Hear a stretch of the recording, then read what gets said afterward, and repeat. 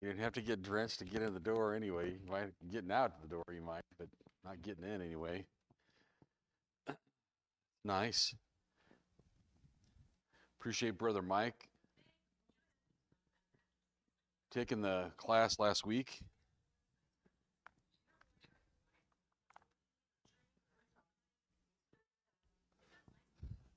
Okay.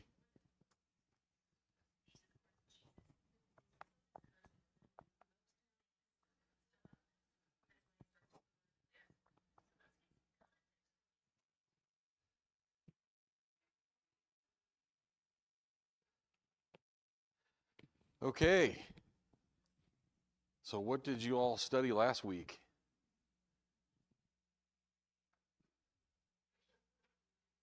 You remember?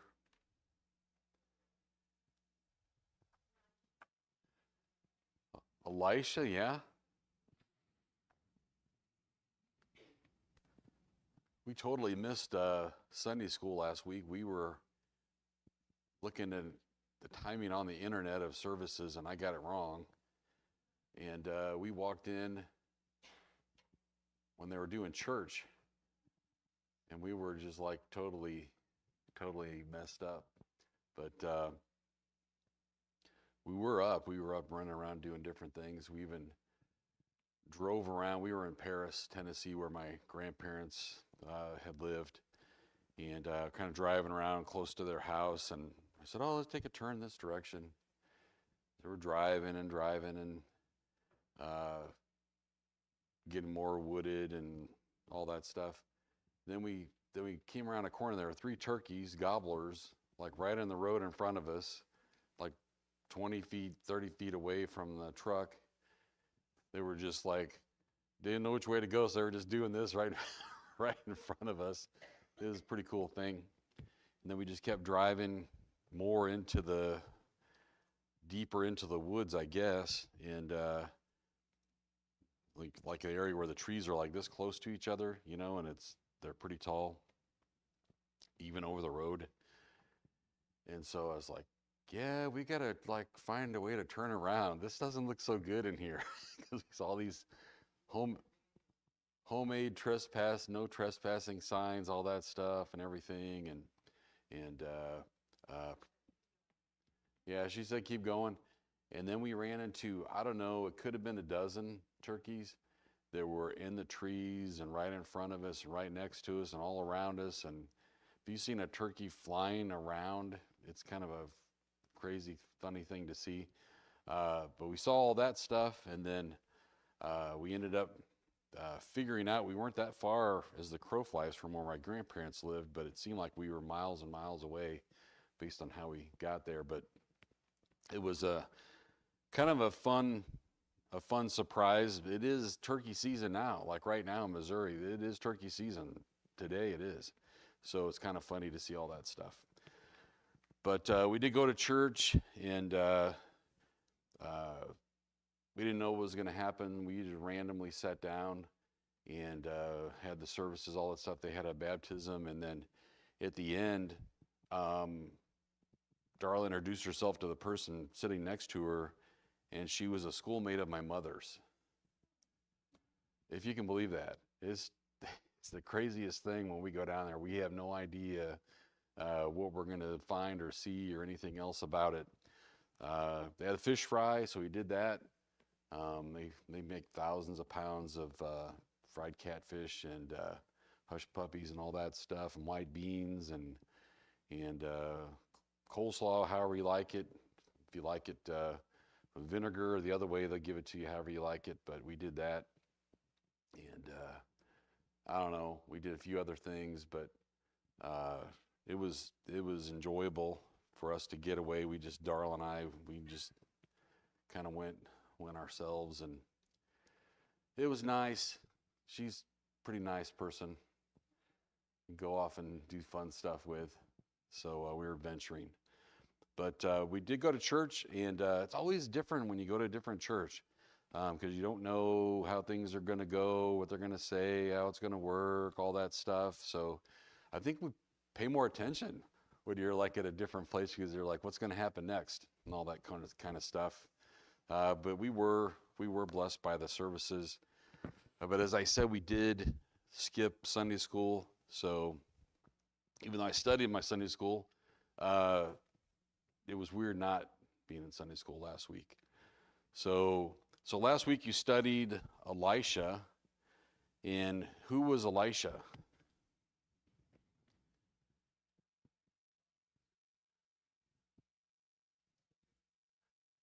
Yep, he was a prophet that succeeded Elijah. And whenever Elijah approached him, he just left everything. He just got up and left. He was out working in the field, and Elijah came and said, "Okay, we'll cook up some stuff, and we're out." And so he went with him, and he gave him several opportunities to not stay with him, but he did. And then what happened after that?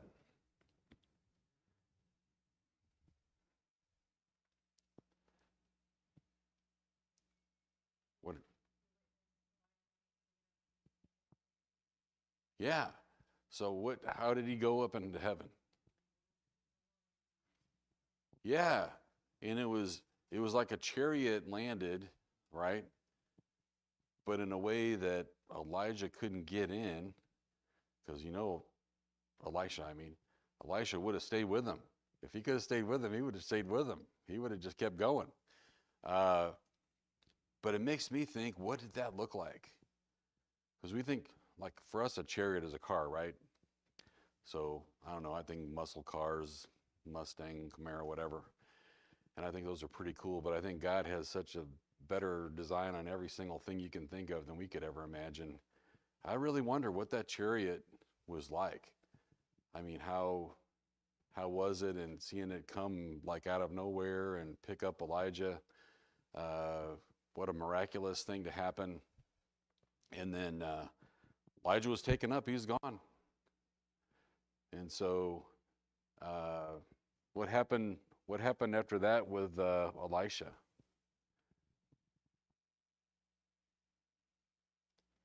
Do you remember?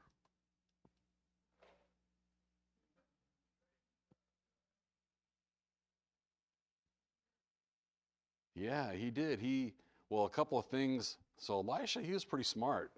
So he asked for a blessing on him while Elijah was still around, and he basically asked for a double blessing of God's blessings from what Elijah had, and it appears that that's what he got. And Elijah left him as, I forgot what they call it, but it's a cloak, outer garment. Sorry?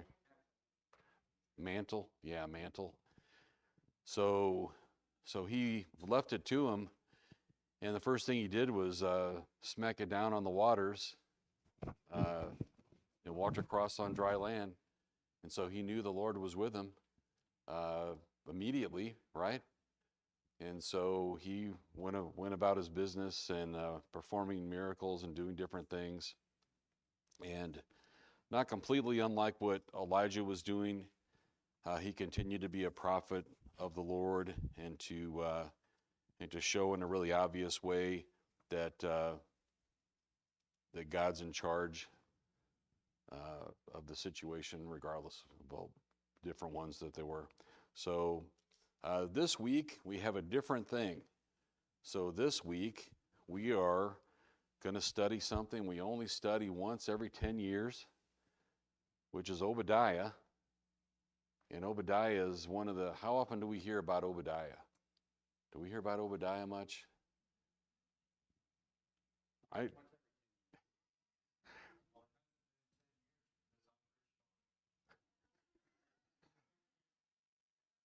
Uh-oh, yeah, exactly. Maybe we have to repeat that one. So, but Obadiah is actually, many times that name is used throughout the Bible for not necessarily the same person. I didn't know that. But Obadiah was God's prophet and he was sent for a very specific purpose. And so we're going to study about that today. And I had forgotten about this and studying it. I really enjoy studying because it you can kind of have a random thought and follow up on things, check things out, whatever, and understand it better. I guess I do. If someone would start off this morning by reading "Seeking the Context," that would be great.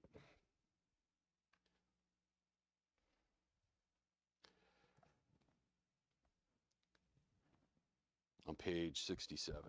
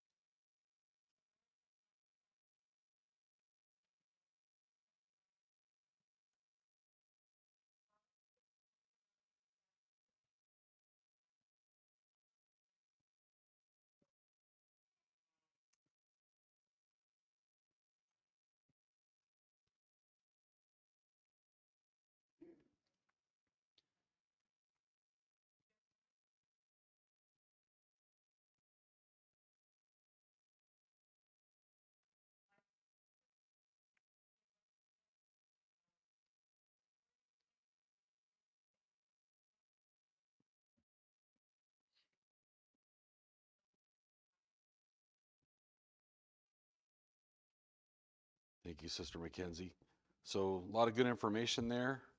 And when the Lord is not happy with Israel, with the Hebrews, with Judah, often there's punishment of one kind or another.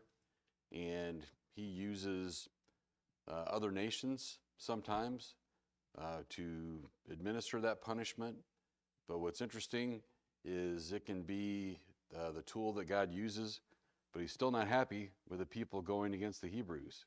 Even though at the moment it's happening, it can be for his purposes. So in the case of the Edomites, they are related. They are their relatives. And in several different situations, they were basically piling on into the attacks against Jerusalem, against Israel, and just acting like every other Philistine out there. And so really no difference at all. So it's helpful for us to go see sort of the beginnings of that, and we'll do that in just a second. But for the part of this that we want to look at is Obadiah is God's prophet of doom, and we'll see more about that. But it talks about in our application today of this lesson that the student will remain humble before God because God hates a prideful heart. And in this case, it's not exclusive to the Edomites, but he's definitely talking to them in this passage that we're reading today about how their pride and what they were able to do made them think they could pretty much do whatever they wanted to do and they would be just fine. And so we're going to study a bit more about that, and let's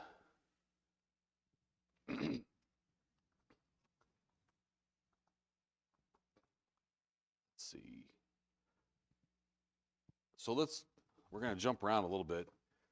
So we need to refresh our memories on this struggle that's happening in Genesis. So if we could go to Genesis 25. That's way easier to find than Obadiah.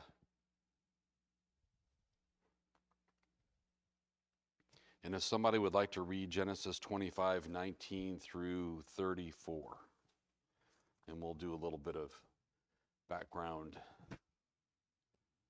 on that.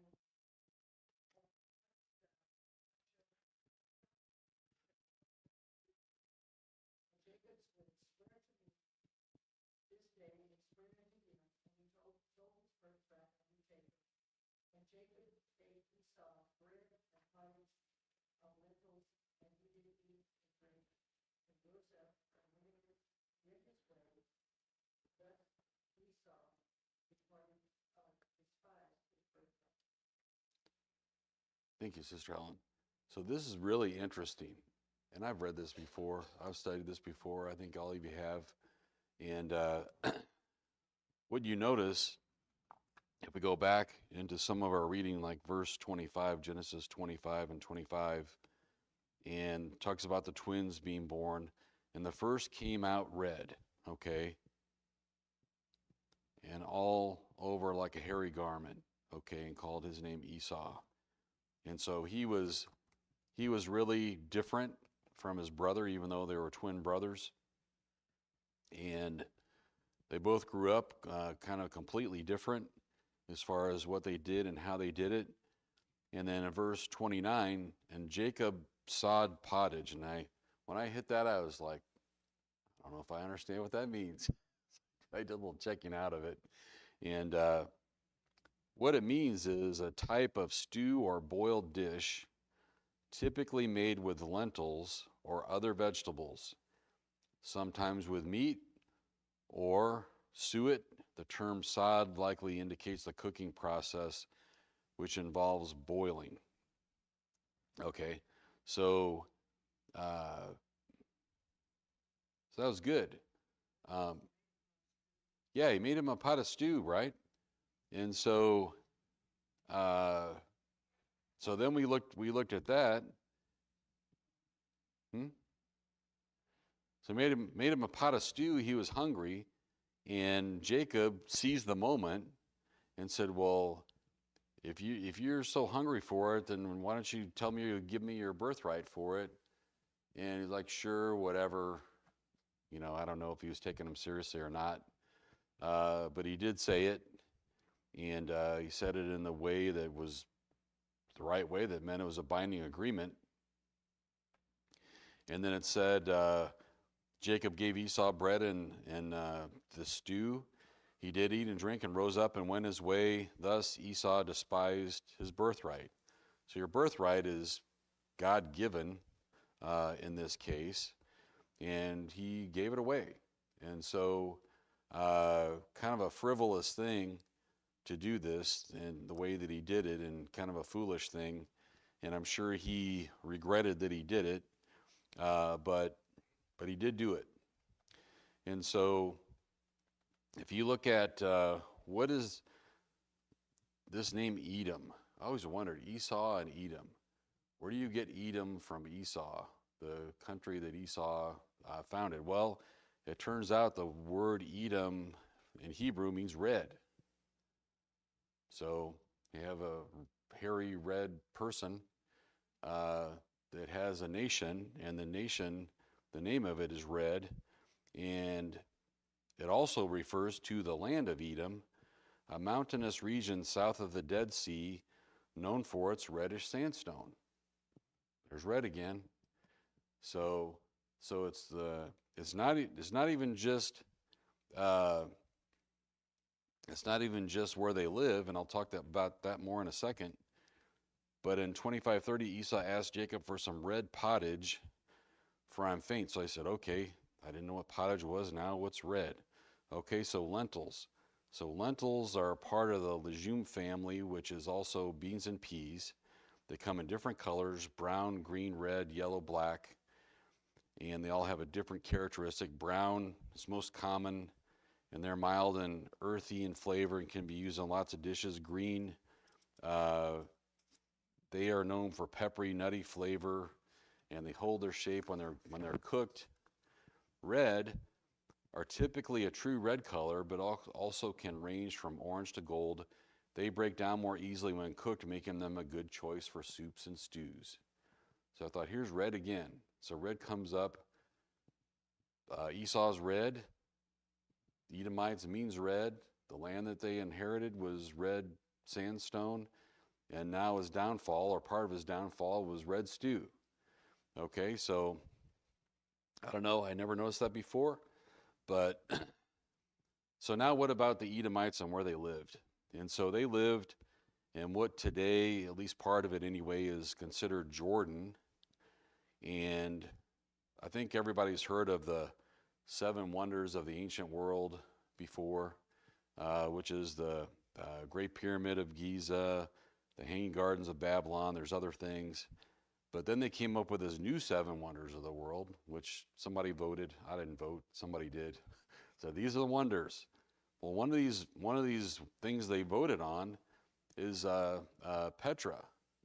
So Petra is where the Edomites were. So do you know much about Petra? Have you heard about Petra, anything at all? Do you?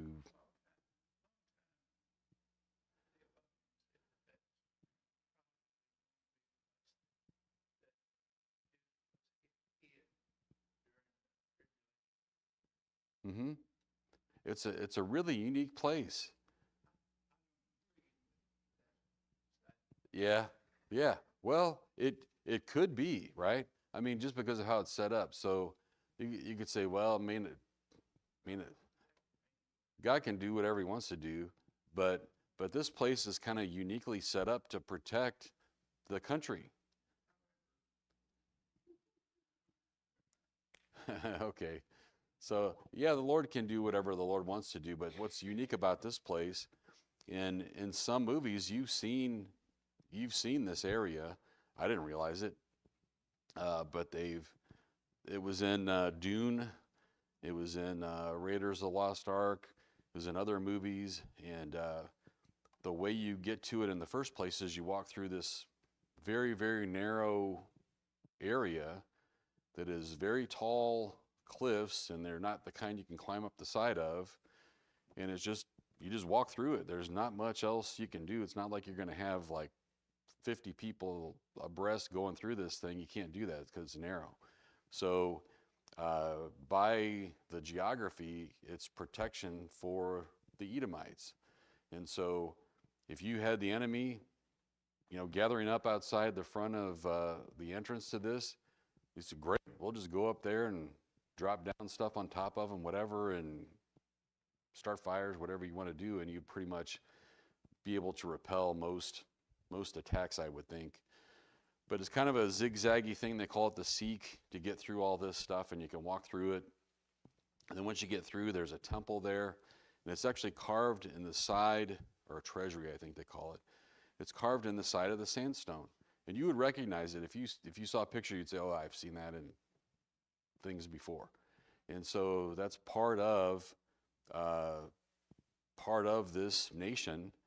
And if you go exploring even further, the buildings are carved out of the sandstone. They're living in caves, all those sorts of things. So they're living in high places, which are easy to defend, because if you're gonna shoot an arrow at somebody, it's easier to shoot it from a high to the low than the low to the high, is an example. But another one is just the geography. If you can imagine being a warrior and you're carrying all this stuff, remember from David and when Saul tried to give him his armor and all that stuff, can you imagine climbing like the side of a mountain, carrying all that stuff? And some of the videos that I looked at online from just tourists, and these were younger people. I'm not young right now, but younger people, like in their 20s, were saying, well, we're exhausted. We walked up and down, saw 2 or 3 things, and now we're taking a break because we're just worn out from going up and down these mountains. And so for all these different reasons, this was a really difficult place for other countries to attack. And you would go there and say, okay, well, it's like a fortress built into the mountain, all that stuff. They have huge amount of protection, everything.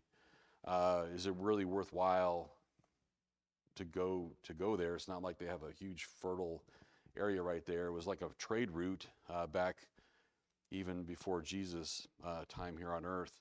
But the Edomites were living in Petra and other areas around there. So that was just where they were. And so to kind of give you a little bit of bearing of what that was about. And what we're going to read about is the times that when Jerusalem was attacked by Babylon and by others, the Edomites would jump on top of that and say, oh, here's our opportunity. Let's go kill some of the Jews. And so the Lord didn't appreciate that from what we're going to read today. And so we're going to learn more about it. But I love reading what the Bible says and realizing it's a real place on the earth that you can see today. And this is where all this happened, is kind of a background to understand what's going on. So if we could read, it's only, the reason it's hard to find in your Bible, it's only like 3 pages, 3 pages long. So when we do, we used to do attention, draw swords, charge, and we see some of that kind of stuff with the younger ones. If you want to say Obadiah, you might have a challenge finding Obadiah. I have a challenge finding Obadiah. But if you have a Bible exactly like mine, it's on page 1325. So if somebody would like to read, it's actually 20 verses, but we'll just go through a little bit at a time. So if somebody could read the first 9 verses of that, it'd be great.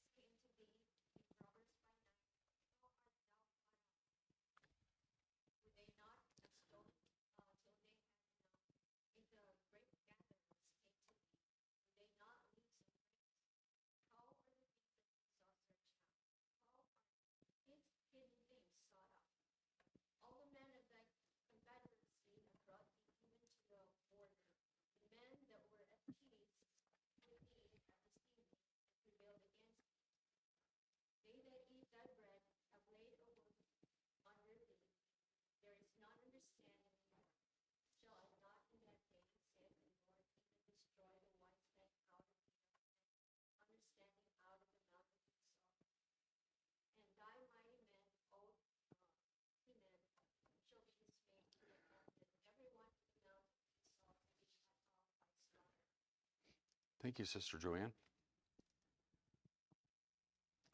So here we are,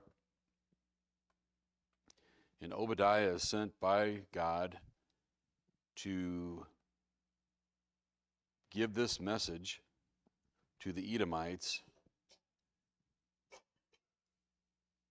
And if you look at verse 3, the pride of thine heart hath deceived thee, thou that dwellest in the clefts of the rock, whose habitation is high, that saith in his heart, who shall bring me down to the ground?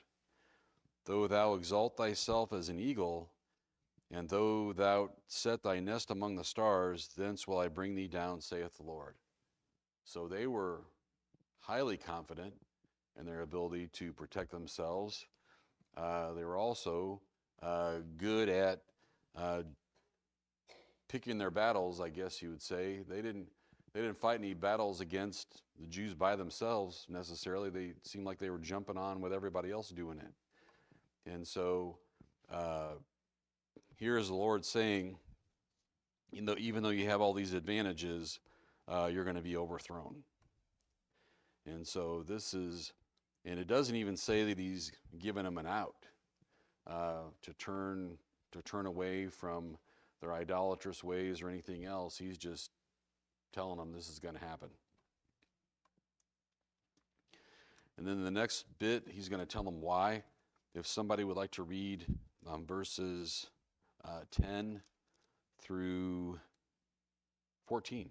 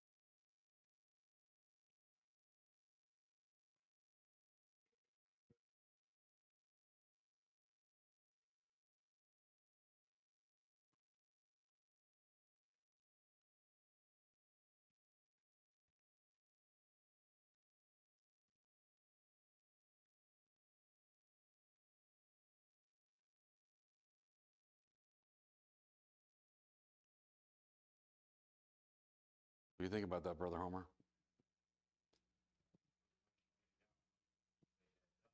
Mm-hmm.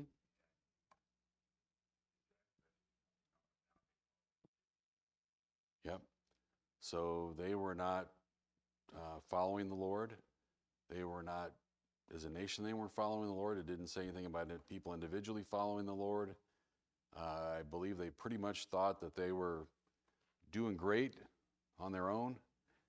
Talked about their pride and arrogance, and they were doing just fine. And they were on one of the major trade routes, so that meant when you're on a trade route, you usually make money from doing all those trades. So they were doing just fine. But here we're seeing all of the things that they thought they had gotten away with, which is Edom stood by while Jerusalem was invaded. She rejoiced over the captivity of the sons of Judah. She actively participated in the sacking of the city, and she helped set up roadblocks to prevent the escape of the Jewish people. So they were actively fighting, killing, or enabling the killing of their family, is the way that God looks at it. And so the reason to bring all this up and put it all in front of them is to say this is what you've done that was wrong, that was against what God wanted you to do. And so the next part is going to talk about their destruction. If somebody would like to read verses 15 through 21.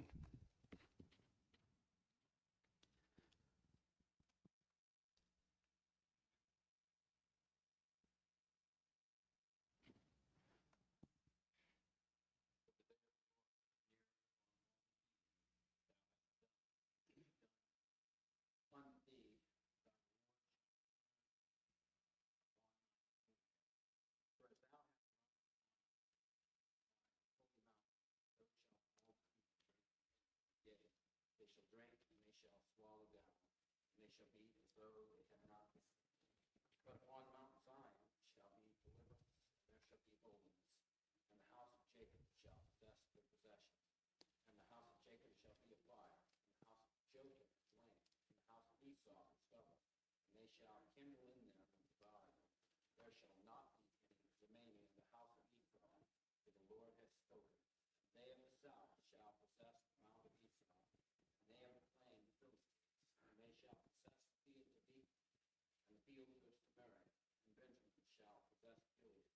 And the captivity of this host of the children of Israel shall possess that of the Canaanites, even unto Zarephath, and the captivity of Jerusalem, which is in Sepharad, shall possess the cities of the south. The Savior shall come up on Mount Zion and judge the mount of Esau. Kingdom shall be the Lord's. Thank you, Brother Mike. So what's the nature of the judgment that God is putting upon them?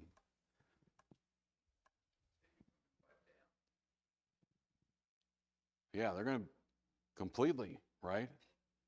So there won't be anyone left. And he's pretty much saying you've had all these advantages, you've done the wrong things all along.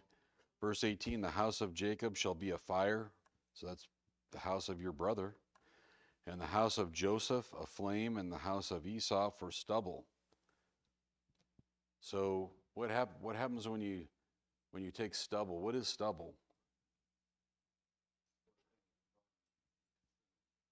Yeah, when you're trying to separate grain from the rest of it, you can throw it up in the air, and the stubble part will blow away because it's light and there's no substance to it. But if you have a collection of that, think of what Darla's doing. Darla's shredding stuff. She shreds and shreds.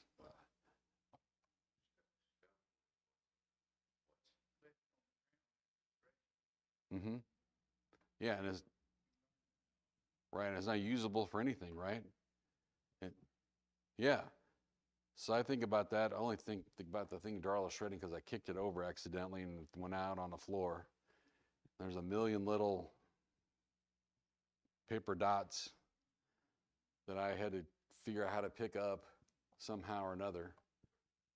And it kind of made me think about stubble, I guess. But but it turns out that same stuff is really good for burning. If you were to put a match into that little shredded piece of thing, how long do you think it would take for that whole thing to just go right up? Mm-hmm.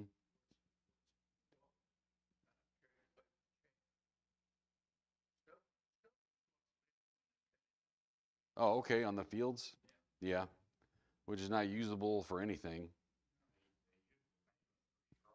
Mm-hmm. Yeah,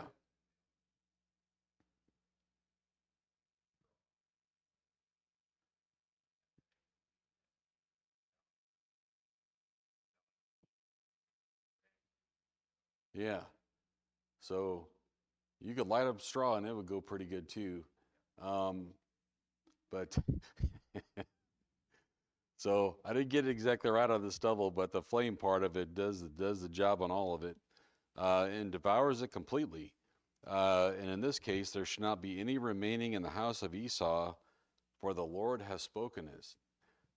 This is eliminating a complete line of people altogether. And so this is a pretty serious judgment from the Lord. And the Lord has been patient all along, but they've certainly not followed him. And they've certainly done every single thing that those that oppose God are doing. And the Lord has clearly had enough. And so this is Obadiah telling them of the coming judgment.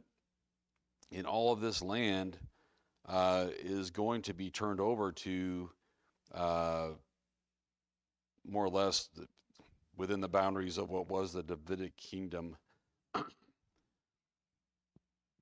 Edom will just become part of that. And there's a lot of information here about where it all goes. But there won't be any more Edomites there. And if you go there today, you're not going to see any Edomites. You're going to see Petra, but you're not going to see any Edomites there telling you what they did or anything. It's in Jordan, the country of Jordan now, and so you can learn more about it from there. So Obadiah was there to say that Edom was going to be judged. He was telling them they're going to be completely plundered of all their treasures, all their possessions. Every single thing's going to be taken. So it's not just people are going to lose their lives. Every single thing's going to be taken. So taken doesn't mean somebody else is going to move in there and live there. It means they're going to take it.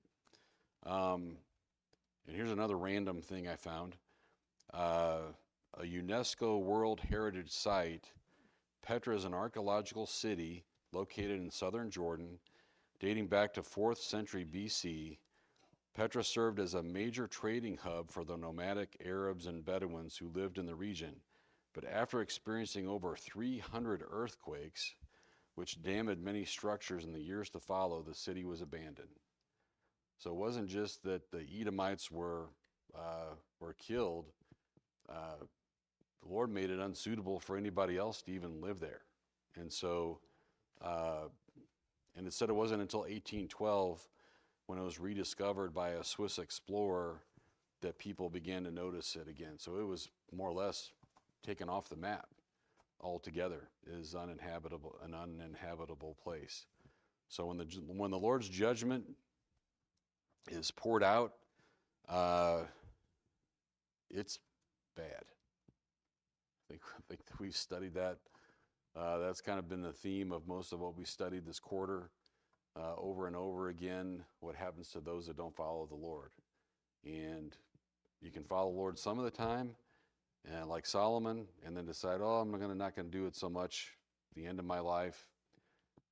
The Lord it's the parable of the sower. I think of that almost every single time I study now, that whatever you sow is what you're going to reap. And if you don't follow the Lord, if you follow idolatry, if you follow other things, the Lord's not happy about it, and what you're going to reap out of it is not going to be anything that you want. And so if we follow the Lord's commandments as we study all the time, we know what we need to do in whatever situations we're in every single day.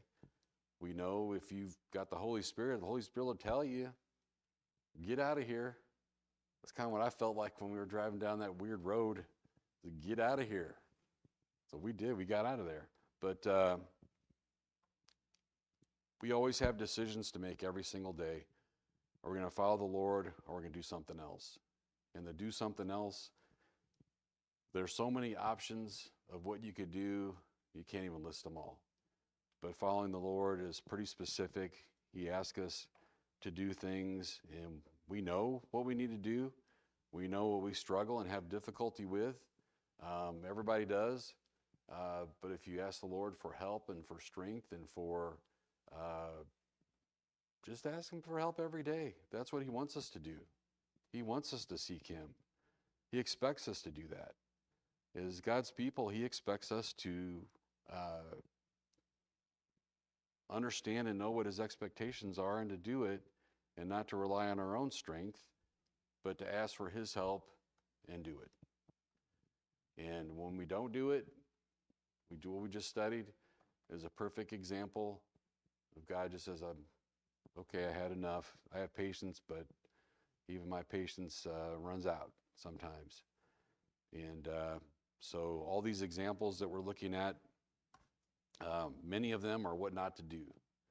And today's a really good example of what not to do. And I think that's all. I'm even a little early. How about that?